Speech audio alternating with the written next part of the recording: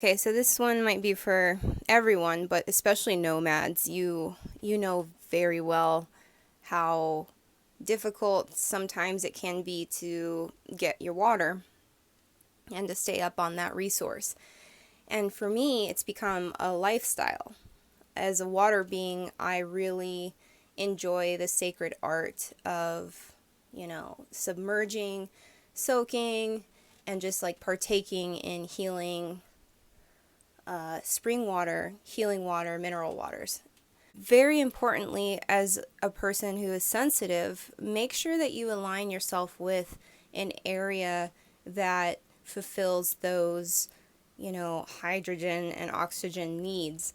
Sometimes we can find ourselves, in areas or towns, cities that sort of restrain water. And I know myself, I grew up in the desert, and it was just sort of a way of life, and we became comfortable with it. But as I've evolved spiritually, I can see how my spirit is so aligned with needing to have access to water, needing to have that around me as, part of the topography of an area.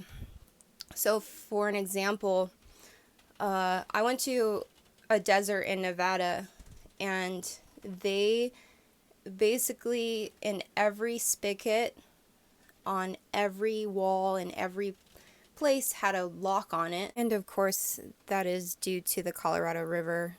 A very small portion is diverted into Nevada compared to the surrounding states.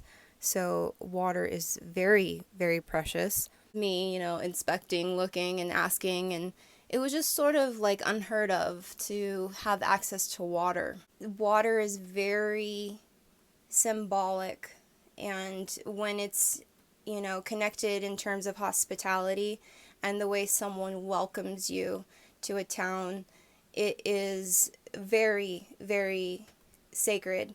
And for instance, I had just came from the ranger station where I was asking for water, and the woman just kind of met me with that normal snide, and there's a drinking fountain. Yeah. Well, I went to another place, and this woman said, yes, I have drinking water. Let me go grab the key and unlock it for you, and you can fill up. And I was like, wow, the difference.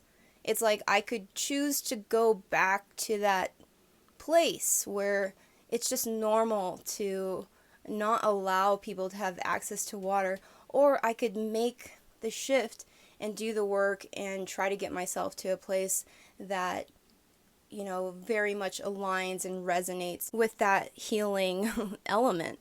There are different ways of managing water as well, and when there are water rights that are very restrictive and they sort of cast a shadow on who can access the water for very different, various reasons, but you have to understand that that becomes a narrow channel, a vessel of the earth. Gaia has become restricted like a blood vein.